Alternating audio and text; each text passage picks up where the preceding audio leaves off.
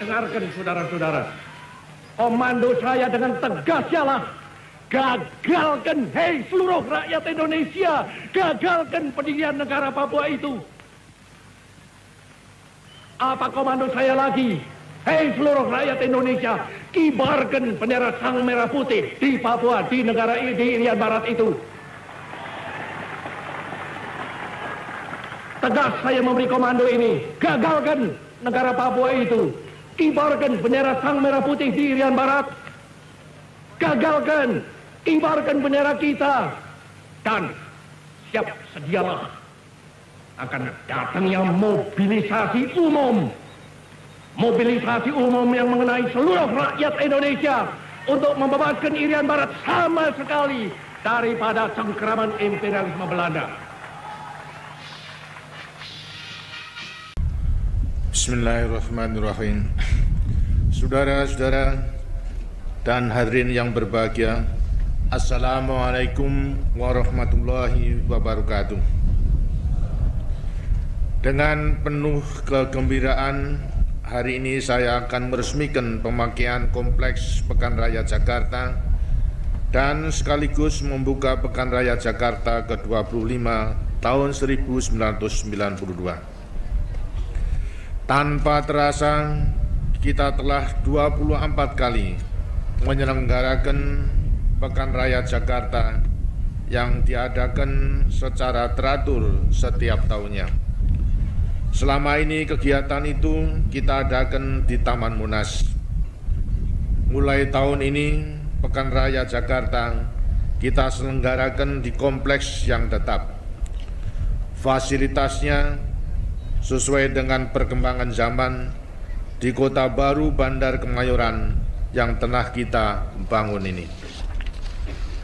Pengalaman selama 24 kali menyelenggarakan Pekan Raya Jakarta, saya harap dapat menjadi modal yang berharga bagi kita untuk terus meningkatkan kualitas penyelenggaraan Pekan Raya ini. Pekan Raya Jakarta saya nilai penting.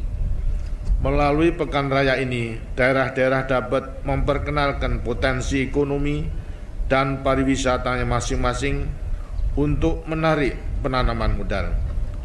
Dengan adanya Pekan Raya ini, kalangan pengusaha juga berkesempatan mempromosikan barang-barang hasil produksinya, khususnya barang-barang untuk diekspor. Dalam pada itu, ikut sertanya negara-negara lain dalam Pekan Raya ini yang menampilkan berbagai hasil industri mereka, hendaknya juga dapat kita manfaatkan untuk belajar dalam usaha membangun dunia industri kita sendiri. Kita harus dapat meningkatkan daya saing barang-barang yang kita hasilkan. Memang industri yang kita bangun tidak hanya untuk memenuhi kebutuhan sendiri, akan tapi juga harus mampu menghasilkan barang-barang untuk dipasarkan di negara-negara lain. Kita harus mampu menghasilkan barang-barang yang berkualitas dengan harga yang bersaing di pasaran dunia. Hanya itulah caranya agar kita dapat meningkatkan ekspor non-migas kita. Peningkatan ekspor non-migas ini sangat penting bagi pembangunan kita. Lebih-lebih lagi pada saat kita bersiap-siap memasuki tahap baru pembangunan, tahap tinggal landas. Dengan peningkatan ekspor non-migas, kita dapat memperluas dasar industri kita karena adanya pasar yang dapat menampung tumbuhnya industri yang sudah ada maupun munculnya industri yang baru. Pasar dalam negeri yang telah kita miliki bersama dengan pasar luar negeri yang kita tembus akan merupakan pasar yang besar yang dapat menampung hasil-hasil industri kita. Demikian juga hasil-hasil pertanian, perkebunan, dan kehutanan kita harus dapat menembus pasaran dunia itu. Hendaknya kita sadari bahwa salah satu ukur kesiapan kita memasuki tahap tinggal landas adalah kuatnya sektor industri yang didukung oleh tangguhnya sektor pertanian. Dibangunnya Kompleks Pekan Raya Jakarta ini, kita maksudkan sebagai salah satu arena perniagaan di masa depan. Saya berharap agar pekan raya ini dapat menjadi kekuatan pendorong bagi kemajuan dunia usaha kita, tidak hanya di ibu kota saja, melainkan juga di seluruh wilayah Nusantara. Dengan demikian, gerak pembangunan bangsa kita akan makin meningkat. Peningkatan pembangunan itu mutlak agar lapangan kerja meluas dan makin banyak orang memperoleh kesempatan kerja. Dampak positif yang diperoleh dari kegiatan Pekan Raya Jakarta ini tentu tidak terbatas hanya dalam bidang ekonomi. Pekan raya ini juga merupakan arena rekreasi dan hiburan bagi masyarakat ibu kota dan sekitarnya. Karena itu, saya berharap agar segi rekreatif dan hiburan yang sehat ini memperoleh penanganan yang sebaik-baiknya. Keikutsertaan kalangan budayawan dan seniman sangatlah penting dan akan membawa manfaat yang besar pula. Saudara-saudara dan hadirin sekalian, dengan pemindahan arena Pekan Raya Jakarta ke Kota Baru Bandar Kemayoran ini, maka saya minta agar lapangan Monas segera dikembalikan pada fungsinya sebagai taman yang sekaligus berfungsi sebagai paru-paru ibu kota. Setiap kota besar memerlukan taman yang cukup untuk mengimbangi pencemaran udara yang diakibatkan oleh pabrik-pabrik dan kendaraan-kendaraan bermotor. Bahkan setiap lingkungan pemukiman memerlukan taman agar tidak terjadi kegersangan. Pembangunan di kota-kota besar memang memerlukan lahan yang luas untuk gedung-gedung perkantoran pemerintah maupun swasta. Namun saya minta agar taman jangan sekali-kali dikesampingkan. Tuntutan ekonomi jangan sampai mengorbankan kebutuhan hidup manusia lainnya, baik fisik maupun mental spiritual. Penduduk kota tidak hanya hidup di rumah, di kantor ataupun di pabrik. Mereka juga memerlukan udara yang segar, rekreasi yang sehat, dan tempat untuk beristirahat. Karena itu kota mutlak perlu memiliki taman-taman untuk rekreasi warganya, taman-taman yang ditumbuhi oleh bunga-bunga dan pohon-pohonan. Pembangunan semua kota kita, pembangunan tempat-tempat pemukiman baru harus memperhatikan sungguh-sungguh pemeliharaan lingkungannya. Keindahan alam yang dianugerahkan Tuhan yang Maha Pemurah jangan kita rusak demi keuntungan ekonomi semata-mata. Harga kerusakan lingkungan tidak dapat dibayar dengan keuntungan ekonomi, betapapun besarnya. Kerusakan lingkungan pada akhirnya membawa malapetaka bagi kehidupan manusia seperti erosi dan kekeringan.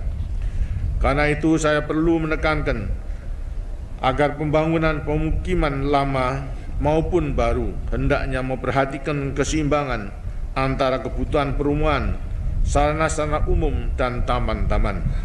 Bagi kita sudah jelas bahwa pembangunan adalah untuk manusia dengan segala kebutuhannya. Demikianlah harapan dan ajakan yang ingin saya sampaikan dalam kesempatan ini. Akhirnya dengan ini saya resmikan pemakaian kompleks Pekan Raya Jakarta dan saya resmikan pula dimulainya Pekan Raya Jakarta ke-25. Semoga Tuhan Yang Maha Esa senantiasa memberkahi segala usaha kita dalam melanjutkan pembangunan.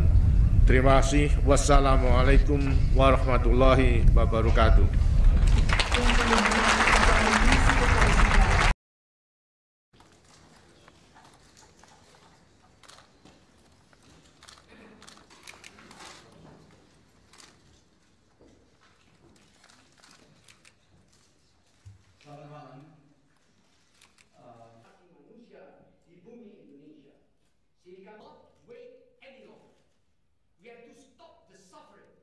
A couple of minutes ago, I called the United Nations Secretary General, Mr. Kofi Annan, to inform him about our readiness to accept international peacekeeping forces through the United Nations from friendly nation to restore peace and security in East Timor, to protect the people, and to implement the result of the direct ballot of the 30th of August 1999.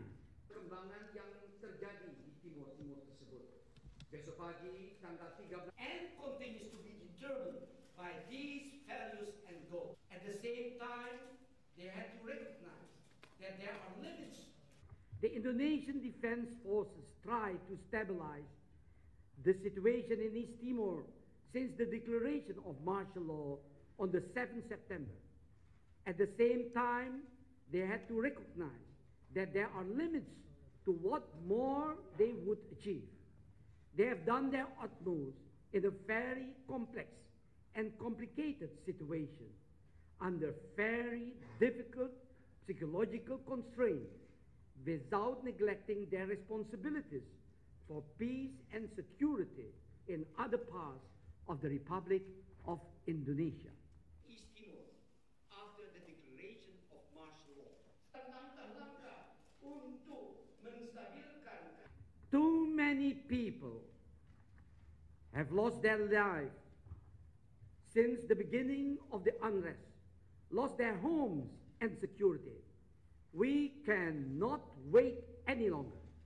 We have to stop the suffering and the mourning of immediately.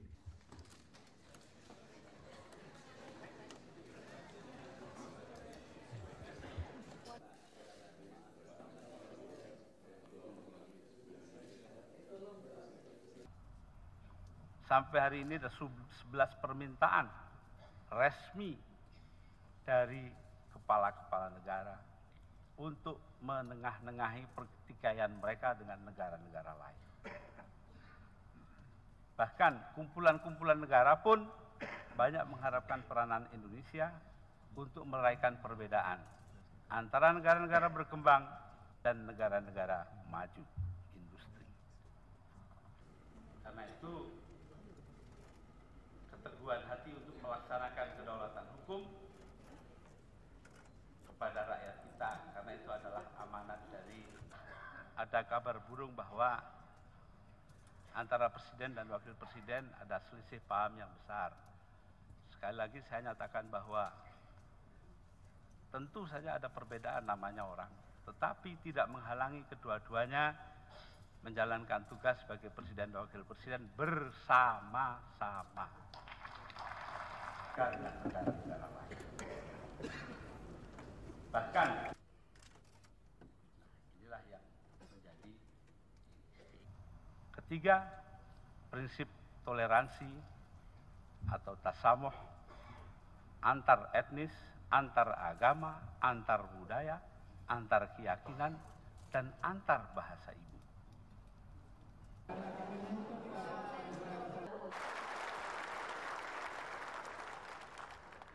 Jika kita sebagai bangsa menyampaikan permintaan maaf yang setulus-tulusnya kepada saudara-saudara kita yang telah menderita demikian lama akibat kebijakan nasional yang tidak tepat itu. Namun permintaan maaf saja jelas tidaklah cukup. Pernyataan maaf tersebut harus diiringi dengan berbagai penataan baru. Diperlukan jadwal dan agenda yang jelas dalam menindaklanjuti kebijakan nasional. Saya paham masih ada sisa-sisa masalah masa lampau yang harus kita selesaikan bersama dalam rangka reposisi TNI dan Polri, khususnya tentang masalah terjadinya pelanggaran berat hak asasi manusia di daerah konflik bersenjata. Sebagian di antara pelanggaran tersebut kita ketahui secara serta-merta.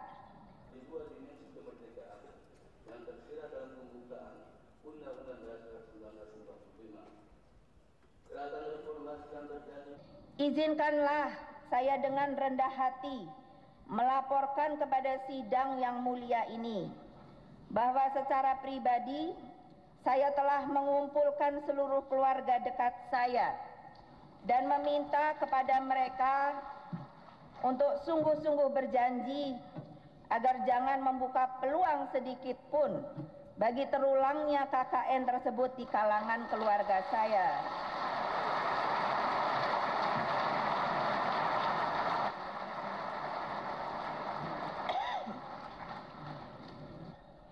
Mudah-mudahan lain kali saudara-saudara yang lain juga mendapat gilirannya.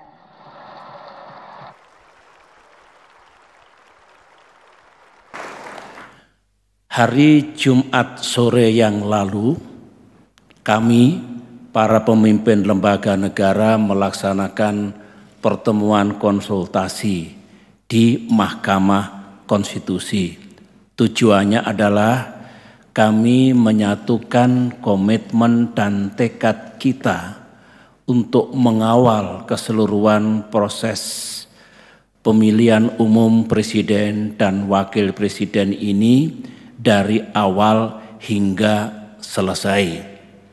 Termasuk komitmen kami semua untuk mengawal kegiatan penting di hari mendatang yang sering kita sebut dua simpul yang penting, yaitu pengumuman hasil pemungutan suara oleh Komisi Pemilihan Umum dan manakala harus berlanjut ke Mahkamah Konstitusi, maka putusan Mahkamah Konstitusi yang insya Allah akan dilaksanakan pada tanggal 21 Agustus mendatang.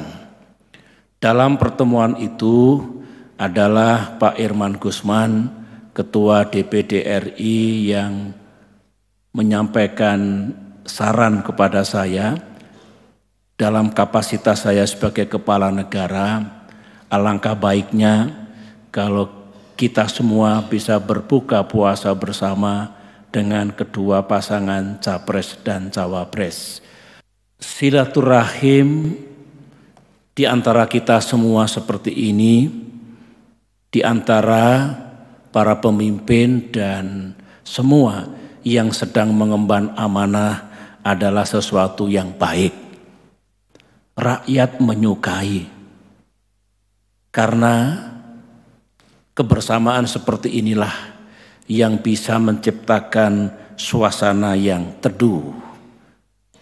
Terlebih manakala suhu politik di tanah air sedang menghangat atau mengalami peningkatan.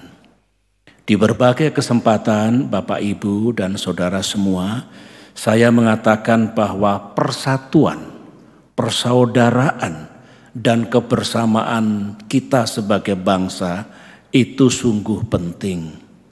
Harganya amat mahal jika sebuah bangsa terpecah. When a nation is divided, untuk menyatukannya kembali bukan sesuatu yang mudah. Adalah Abu Hurairah yang meriwayatkan bahwa Rasulullah Shallallahu Alaihi Wasallam bersabda, jauhilah prasangka, karena sesungguhnya prasangka itu pembicaraan yang paling dusta. Janganlah kalian menyadap pembicaraan kaum, memata-matai mereka, berlomba-lomba dalam hal yang tidak baik, saling mendengki, saling membenci, dan saling membelakangi. Jadilah kalian hamba-hamba Allah yang bersaudara. Hari ini apa yang terjadi di Gaza Strip, di jalur Gaza, adalah sangat memilukan. Sebuah tragedi kemanusiaan yang tidak terperikan. Terpecahnya, terbelahnya, tidak satunya, retaknya, persaudaraan, dan tentu faktor-faktor sejenis yang lain.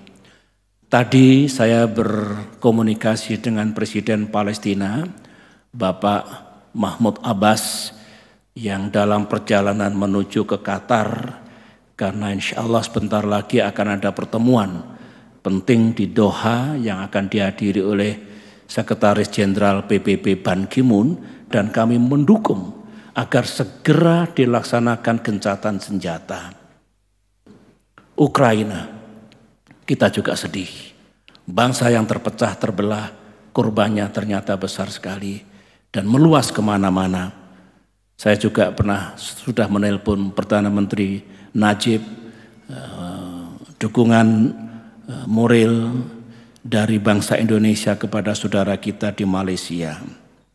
Kita di waktu yang lalu juga mengalami krisis yang luar biasa, termasuk krisis politik dan termasuk konflik komunal yang bertahun-tahun, waktu yang kita perlukan untuk memulihkannya. Semua itu merupakan harga yang amat mahal dari terpecah dan terbelahnya sebuah bangsa, retaknya persaudaraan dan persatuan, dan berbagai kekerasan yang terjadi baik di dunia maupun di negara kita. 1998 adalah tonggak sejarah yang baru. Setelah itu, kita bukan hanya melakukan reformasi dan demokratisasi, tapi juga transformasi. Alhamdulillah, kita telah melakukan serangkaian pemilihan umum. Saya yakin saudara semua, kita semua akan terpanggil untuk mengawal semua proses sejarah ini dengan penuh tanggung jawab. Pemilihan umum yang hendak kita hadirkan secara permanen di negeri ini adalah pemilihan umum yang damai dan demokratis, peaceful and democratic. Dua-duanya penting, tidak bisa kita pisah-pisahkan. Dua-duanya diperlukan. Oleh karena itu, ini masih berlangsung meskipun pada tahapan akhir. Saya mengajak saudara semua dan seluruh rakyat Indonesia untuk bersama-sama mengawal dan menyukseskan babak akhir dari pemilihan umum di negeri ini. Yang kita tuju, yang kita harapkan dan ingin hadirkan adalah agar rakyat Indonesia sungguh menggunakan hak dan kedaulatannya. Agar rakyat Indonesia bisa menyalurkan hak pilihnya, suaranya secara benar, sesuai dengan Undang-Undang Dasar, Undang-Undang dan peraturan yang berlaku tanpa penyimpangan. Akhirnya menutup sambutan singkat saya ini, sekali lagi saya mengucapkan terima kasih melalui mimbar ini kepada seluruh rakyat Indonesia yang telah mengambil bagian dalam proses pemilihan umum tahun ini. Kemudian juga ucapan terima kasih kepada para peserta pemilu legislatif, para pasangan capres dan cawapres yang juga telah berpartisipasi dalam proses demokrasi ini. Tentu belum rampung, kita masih melanjutkan babak akhir dari pemilihan presiden yang pemungutan suaranya baru saja kita lakukan. Mari dengan penuh tanggung jawab bersama-sama kita kawal agar sekali lagi tanggal 20 Oktober nanti saya bisa mengakhiri tugas saya sebagai Presiden Republik Indonesia yang ke-6, dan kemudian dengan harapan semua proses ini berlangsung dengan baik, kita akan sambut pemimpin yang baru untuk melanjutkan tugas-tugas membangun negara, menjalankan pemerintahan, dan memajukan kehidupan rakyat kita. Suksesi kepemimpinan, pergantian pemerintahan, ini adalah sebuah keniscayaan yang harus kita terima dengan lapang dada, yang harus kita sambut dengan sukacita, dan justru kita pastikan setiap pemimpin dan pemerintahan yang memimpin kita semua di masa depan, kita bantu, kita dukung, dan kita sukseskan. Itulah Bapak Ibu hadirin sekalian yang saya hormati. Terima kasih sekali lagi atas kehadirannya, terutama kepada kedua pasangan capres-cawapres kita, Pak Prabowo, terima kasih, Pak Hatta, Pak Jokowi, dan Pak Yusuf Kalla. Sekian, wassalamualaikum warahmatullahi wabarakatuh. Sebangsa dan setanah air. Pada sidang majelis yang terhormat ini, Saya ingin menghadirkan kembali semangat yang menyala di hati para pejuang kemerdekaan 74 tahun yang lalu, bahwa Indonesia adalah rumah besar kita bersama. Hanya mungkin terwujud jika kita bersatu, jika kita mau bersatu. Bersatu untuk mencapai satu tujuan, bersatu untuk bergerak di jalan perubahan, bersatu dengan penuh optimisme menatap masa depan. Semangat itulah yang mengantarkan Indonesia menjadi negara yang merdeka, negara yang berdaulat, yang berdiri sejajar dengan bangsa-bangsa lain di dunia. Sekarang ini kita menghadapi tantangan yang berbeda, tetapi semangat itu harus terus menyala di hati kita semuanya. Kita berada di era di mana dunia berubah dengan sangat cepat, tetapi kita tidak boleh kehilangan bintang penjuru. Kita harus berani menerima era keterbukaan sejagat, tetapi kita tidak boleh kehilangan persatuan dan persaudaraan. Kita masuk dalam era kompetisi antar negara yang semakin sengit, tetapi kita tidak boleh berhenti berkreasi dan berinovasi. Visi yang sama juga harus hidup dalam kerja kita semuanya, di semua lembaga negara. Check and balances antar lembaga negara sangat penting, tetapi harus berada dalam bingkai yang sama, satu visi besar Indonesia maju. Saya yakin dalam bingkai visi yang sama, kita makin kuat, kita makin solid dan menjadi pemenang dalam kompetisi global. Tidak ada jalan lain bagi kita semua selain meninggalkan cara-cara lama dan beradaptasi dengan cara-cara baru. Kita butuh terobosan baru untuk menjawab harapan rakyat yang makin meningkat. Kita butuh lompatan-lompatan kemajuan untuk meningkatkan kepercayaan dan kecintaan rakyat. Kita butuh karya-karya nyata agar lembaga-lembaga negara menjadi institusi yang kuat dan berwibawa. Untuk menjadi kuat, kita tidak bisa lagi berjalan sendiri-sendiri. Ego lembaga harus diruntuhkan sehingga karya-karya baru dapat diciptakan bersama-sama. Ego sektoral yang terkotak-kotak tidak relevan lagi dan harus ditinggalkan. Kolaborasi dan sinergi antar lembaga harus ditingkatkan. Saya mengajak semua lembaga-lembaga negara untuk membangun sinergi yang kuat guna menyelesaikan tugas sejarah kita, mendukung lompatan-lompatan kemajuan untuk mengentaskan kemiskinan, menekan ketimpangan dan membuka lapangan kerja sebanyak-banyaknya. Bergandengan tangan menghadapi ancaman intoleransi, radikalisme dan terorisme, serta ikut melahirkan lebih banyak lagi SDM-SDM unggul yang membawa kemajuan bangsa. Saudara-saudara sebangsa dan setanah air, dari Sabang sampai Merauke, dari Miangas sampai Plorote, esok hari kita merayakan 74 tahun Indonesia merdeka. Kita patut bersyukur di tengah berbagai tantangan dan terpaan badai sejarah. Indonesia sebagai rumah besar kita bersama tetap berdiri kokoh. Indonesia berdiri kokoh karena kita memiliki fondasi yang sangat kuat, Pancasila. Pancasila adalah dasar negara, bintang penjuru sekaligus pemersatu kita semuanya. Dalam rumah besar ini, semua anak bangsa bisa berkarya, bisa bergerak, bisa berjuang untuk mewujudkan mimpi dan cita-cita kita bersama. Perbedaan juga bukanlah penghalang bagi kita untuk bersatu. Dengan berpegang teguh pada semangat persatuan Indonesia, rumah besar kita tidak akan runtuh, tidak akan ambruk, tidak akan punah, tetapi justru berdiri tegak bukan hanya untuk 100 tahun, 500 tahun, tapi insya Allah untuk selama-lamanya sebangsa.